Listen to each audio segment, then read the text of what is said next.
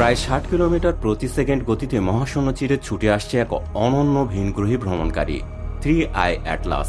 এটি আমাদের সৌরজগতের বাইরে থেকে আসা একটি ইন্টারস্টেলার অবজেক্ট, অর্থাৎ অন্য কোনো নক্ষত্রমণ্ডল থেকে এসেছে। বিজ্ঞানীরা বলছেন এর আচরণ একেবারেই অস্বাভাবিক। কখনো হঠাৎ উজ্জ্বল হচ্ছে, কখনো ম্লান হয়ে যাচ্ছে, আবার কখনো সূর্যের মুখোমুখি দিক থেকে গ্যাস নির্গত করছে অদ্ভুত ভঙ্গিতে। জ্যোতির্বিজ্ঞানীরা এখনও ঠিক বুঝে উঠতে পারছেন না কেন এমনটা ঘটছে। কেউ বলছেন হয়তো এর ভেতরে অচেনা রাসায়নিক উপাদান আছে, আবার কেউ বলছেন এটি হয়তো অনেক বেশি সক্রিয় এক ধূমকেতু। কিন্তু আরও কিছু গবেষক মনে করছেন এই অদ্ভুত অতিথির মধ্যে লুকিয়ে আছে আরও বড় কোনো রহস্য। এই নিয়ে এখন পৃথিবীর নানা গবেষণা কেন্দ্র, এমনকি হাবল টেলিস্কোপ ও জেমস ওয়েব থেকেও চলছে নিবিড় পর্যবেক্ষণ। ইতিহাসে এটি হবে তৃতীয় ভিনগ্রহী বস্তু যা আমাদের সৌরজগতের ভিতর দিয়ে পার হচ্ছে।